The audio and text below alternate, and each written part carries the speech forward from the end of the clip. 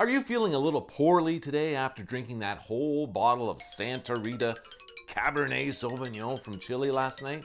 No doubt. Well, on today's episode, I offer up not only an explanation why that is, but an alternative to that kind of wine. All that and so much more on today's episode of The Average Wine Enthusiast.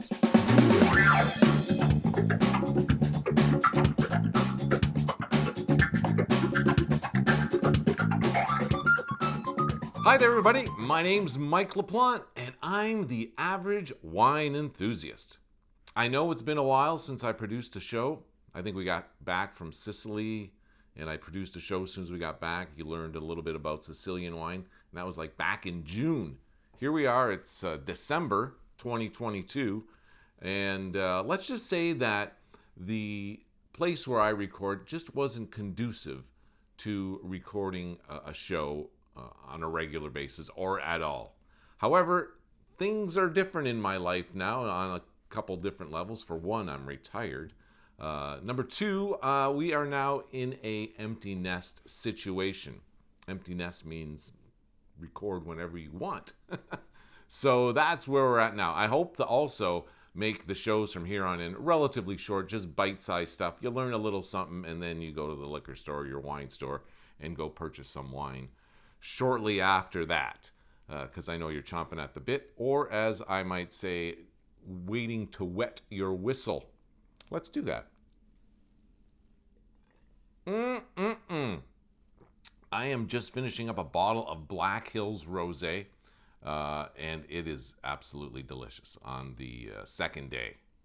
Amazing rosé that you can only get from Black Hills, which is in British Columbia. You have to get it shipped to you if you live in Ontario. But if you're in British Columbia, drive over to the winery and pick up a bottle. Black Hills makes awesome wine. And that kind of ties into what I'm going to talk about today, and that is production wine. What the heck is production wine? Well, production wine is something that I want you to stay away from. If you're going to develop your palate in any reasonable, productive type of way, staying away from production wine is a good idea. You can go get some production wine to maybe do some A/B testing, but for the most part, I'm going to tell you why production wine is not the way to go. You may go into your wine store and you see a bottle of Chilean Cabernet Sauvignon on your shelf there, and it's $12, $13, $14. And you're thinking, well, I like inexpensive Cabernet Sauvignon. You know, the wine that's over the shelf there from Canada is $18 and it's a Cabernet Sauvignon. Why wouldn't I just buy this one from Chile, thousands of miles away? Well, the reason is this. You have to ask yourself first, why is that wine so gosh darn inexpensive? And there's wines that are far less expensive than $12 from Chile and other parts of the world. Argentina comes to mind. How did that bottle of wine get there on your shelf in North America, if that's where you're at? If you're in another part of the world, hey, welcome. How did that bottle of wine get there for so little money? Well, I'll tell you, it's called production wine. What that means is just like anything, any widget that you make, if you make enough of them, you can sell each individual widget for less money.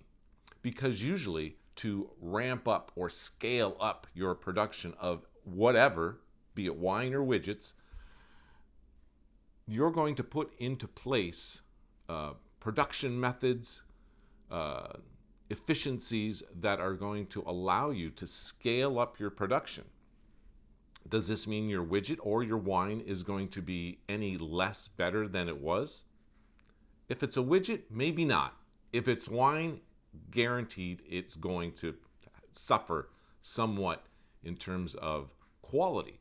Now, when I say quality, I don't mean flavor. I don't mean less alcohol. I mean the quality of the wine itself. Will it have the right amount of acidity? Will it have a complex body? Will it have decent texture? Will, all these different things that go into a quality wine won't be there if it's a production wine, because they are making tens of thousands of cases of wine, sometimes even more, hundreds of thousands of cases of wine. And on top of that, they got to ship it to places like Windsor, Ontario from Chile. You can figure that that bottle of wine did not cost them much to produce. And once it's bottled, it costs them a certain amount of money. And it wasn't very much. So that can tell you somewhat of what kind of quality is in that bottle. Compared to, let's say, a winery out here on the Erie North Shore, they have a bottle that costs them twice as much, if not more, and the quality is far better. So how did a winery out there do that in Chile? They produce lots of it. They scaled it up. And usually things suffer because of that.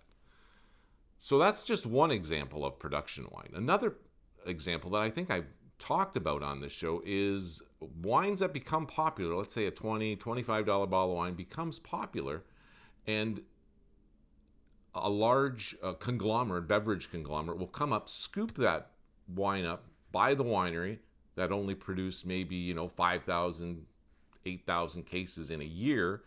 And what they'll do is they'll make a wine that they try to get as close as they can to that bottle of wine when it was $20, $25. And they'll try to reproduce that wine, but on scale. How do you do that? Well, you got to add stuff to your wine. There's no way of getting around it. There is, certain grapes. I talked about Mega Purple on a show. Go back and check that show out. There's things that get added to wine to make the wine taste better, whether it needs acidity, whether it needs some more tannins. They add stuff to your wine to make it taste a certain way. Mi is a good example, which is a Pinot Noir that I think came somewhere on the west coast of the United States. And what they did is they bought that up, because I remember buying a bottle of that when I was in Costco maybe 12, 15 years ago, and I was really impressed with it. But now you can go to every single Costco in North America and you can buy Mi for the same price, basically. How did they do that? Production. Mi is not the same wine. A more dramatic case of this is Caymus wines. Caymus is a winery out of, it's probably owned by somebody else now.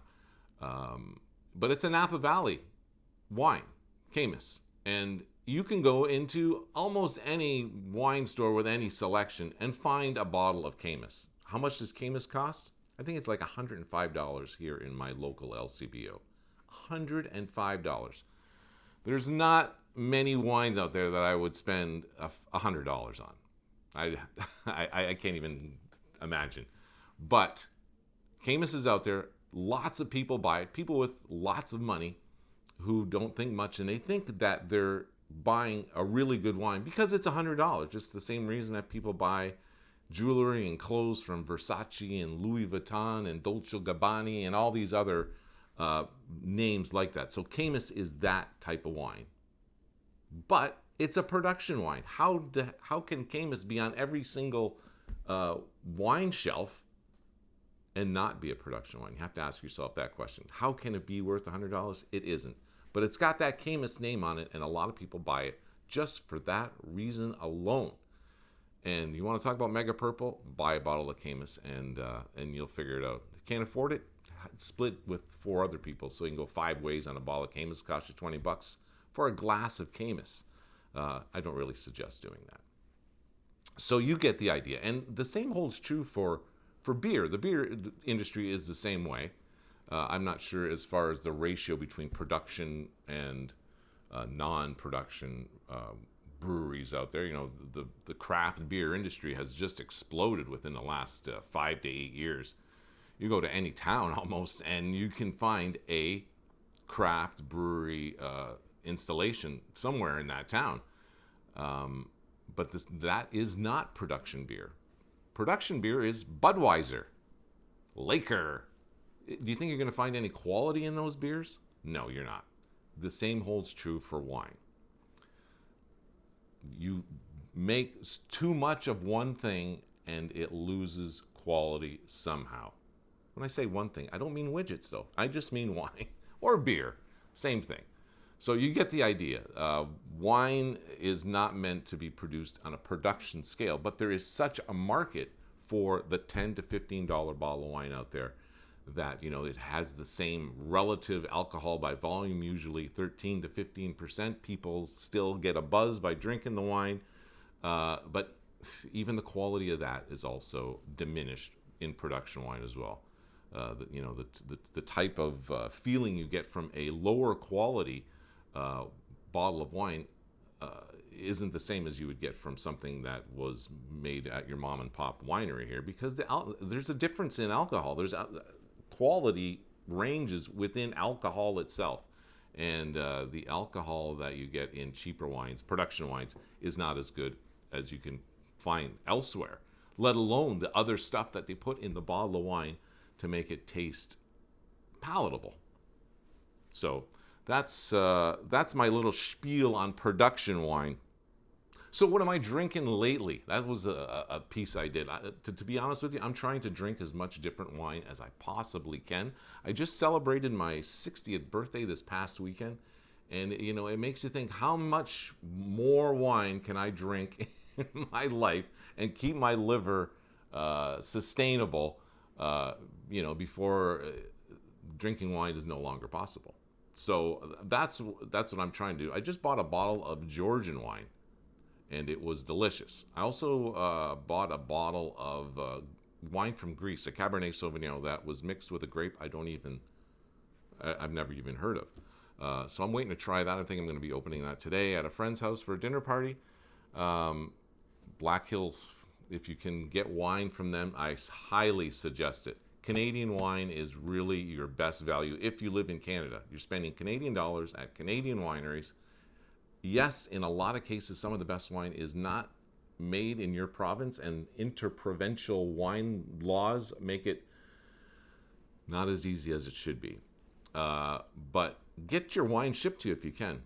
Also, Italian wine. I'm trying to get more into Italian wine because I'm planning to go to Italy sooner than later because, hey, I'm retired and I'm going to get there. I know I went to Sicily, but Sicily has its own little wine microcosm there, whereas I want to learn more about Italian wine in the boot. So that's another suggestion for you. A lot of Italian wines out there are available to you that aren't production wines, and you can get them for around $20. That's my advice to you. Stay away from production wine. And I guess that's going to do it for now. I'd like to thank the Big Organ Trio for letting me use their music on the show. Also, thank you for watching this video today. If you know any friends who might be on the same page as you, they're watching YouTube videos about wine, let them know about The Average Wine Enthusiast. And I'll see you in 2023. Again, my name's Mike LaPlante, and I'm the Average Wine Enthusiast. Salute!